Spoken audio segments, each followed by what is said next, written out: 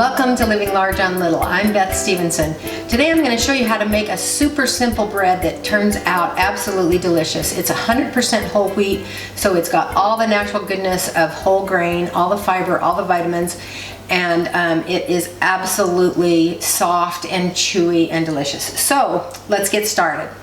First, we're going to start with 4 cups of warm water. This is the temperature that you would bathe the baby in. It's not hot, but it is warmer than room temperature. Then I'm going to add a fourth of a cup of white sugar right into the water. And then I'm going to add 4.5 teaspoons or 1.5 tablespoons, same thing, of active dry yeast. I buy this active dry yeast in the great big volumes like this because I do a lot of yeast baking, but if you are using the packets that you can buy, that's 2 packets. That's the equivalent of 2 packets. Here is a tablespoon of salt, and whisk this yeast in so that it is dissolved. And I know that this is good quality yeast, and so I'm not worried about proofing it. It doesn't really need to be proofed, we used to be instructed to let it foam. We don't need to do that anymore. So there is 1/3 cup of vegetable oil. Mix that in, and then we're ready to start adding the flour. We're going to start by adding 4 cups of flour. So we're starting with 4 cups of water, 4 cups of flour. And the reason that we're going to do this is because we're going to beat it into a batter consistency, and then we're going to whisk it real well, and that's going to kind of replace some of the kneading. This is a very low knead bread. In other words, we don't need to manipulate it too much once it's been formed into a dough, because we're going to beat it up while it's still in a semi-liquid form. Now, thicker than pancake batter, maybe about the same as pancake batter. And I'm going to add 2 more cups of flour. This is white wheat flour that I ground freshly, but if you buy whole wheat flour at the grocery store, that will work just fine also. I prefer the white wheat if I'm buying the wheat and grinding it myself, because it's a little bit lower in bran. The bran is a little bit thinner, and so it doesn't cause quite as much stomach response as the whole wheat made with red wheat. It's been 2 minutes since I've been stirring this. Now I forgot to add the milk powder with the liquid, so I'm going to go ahead and add it now. It would have been better to add it when it was still liquid, but the milk powder just ups the nutrition a little bit. It's a way of increasing the protein content of the bread, and it also makes a nicer flavor. So it'll still dissolve well enough. This is still liquid enough. It's not going to affect it. That's 6 cups of flour in there. I'm going to add 2 more cups of flour, so now we have twice as much flour as we do the liquid we started with, but I'm going to give up my whisk at this point and go with my hands. So I'm going to incorporate this flour, these last 2 cups of flour, and you'll see that it gets thick, and then pretty soon after it's been agitated a bit, it's going to start to get elastic because it's been stirred so vigorously. It's still way too sticky. You can see it's gooey, but we're just going to add the flour incrementally now because we don't want to put too much flour in there. And you really can tell mainly by the consistency of the dough exactly how much flour to put in. So that 8 cups is not enough. I can tell that it can use at least another cup. So we'll dump that in. See, it's still pretty sticky. That's too sticky. So this is going to make 2 very large loaves, very hearty, soft, spongy loaves, but they're big. You could divide it into 3 and put it in smaller loaf pans if you wanted to, and it would still be big enough. But that looks like it's getting close to the stage. I think it's there. Or I'm going to just dump it out on my counter or whatever clean surface you have handy. Start kneading the bread, getting the flour all incorporated in, and when it starts to get a little bit elastic like this, you can pull it off your hands more readily. So I'm going to scoot that out of the view. See how it's kind of gathering together? But as it gets kneaded together, it's going to still start sticking to the counter a little bit. So we'll dust the dough with a little bit of flour, or the counter underneath, either way, doesn't matter, and knead it. Now I'm going to knead this and adding tiny bits of flour as I need to keep it from sticking to the counter for another 2 minutes by hand. All right, this has been kneaded for 2 minutes. You can see that it's very elastic and it's holding its form really well. When I rub it on the counter, it's making a nice smooth surface. So it's ready to rise. I'm going to put it right back in the bowl, even though the bowl is still got bits of dough and flour clinging to it.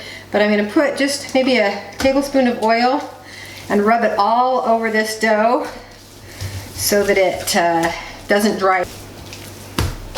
Pop it in the bowl. I'm going to cover it with a damp cloth and let it rise for 1 hour in a 100-degree warm oven.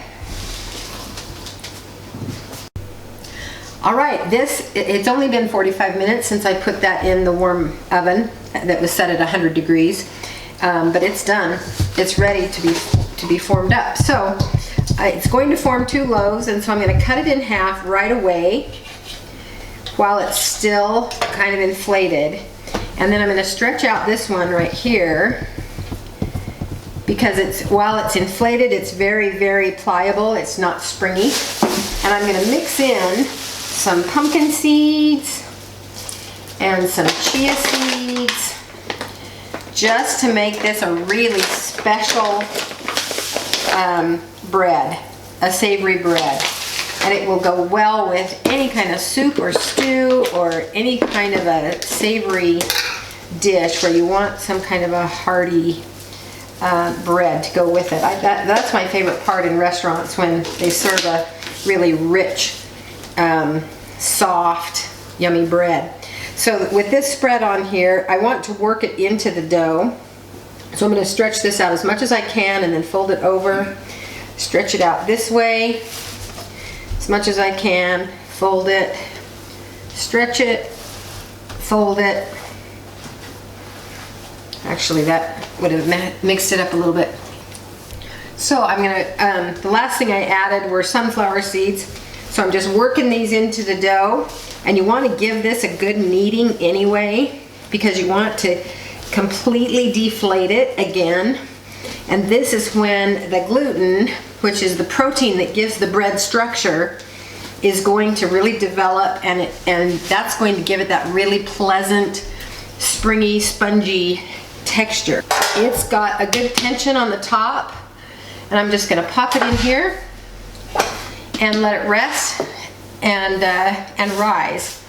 This is the other half. This is just going to be a traditional wheat loaf. You want to go ahead and knead it probably a couple of minutes. So you can see you just roll it into a log shape, get it kind of even. Isn't too important how even it is. I'm going to spray this with a little bit of a pan spray, but this is not a non-stick pan. It does need to be greased. So pop it in there. Then I'm going to kind of pat it down. It will be domed anyway, and I'm going to put these back in the oven. I'm going to let them rise for 15 minutes in a warm oven. After 15 minutes, I will take them out of the oven, preheat the oven, and then when the oven is preheated, they will probably be just right and ready to go in. So I'll come back as soon as I'm at that point. So the oven is set at 375 degrees.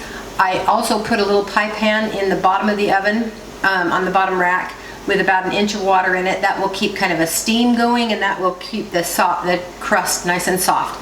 I'm not going to put an egg wash on this. This whole wheat bread will get plenty brown without that, and it'll look really delicious. So in it goes. And it smells divine.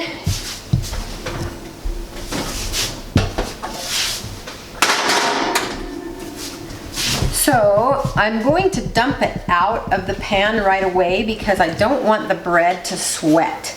And if you leave it in the pan, it can develop moisture in there that kind of ruins the crust. And so dump it out right away and put it on a cooling rack. I like to put a little butter on across the top, and it just keeps the crust nice and soft, adds a really nice flavor, and shines it up so it looks pretty too.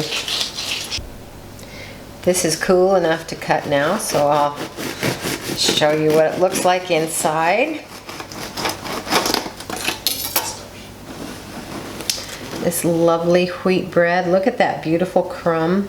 It's nice and soft. The steam is still rising, but this crust is soft and chewy, or it will be chewy once I get my teeth into it.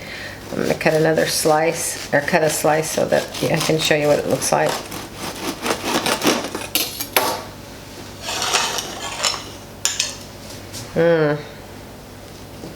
Look at that.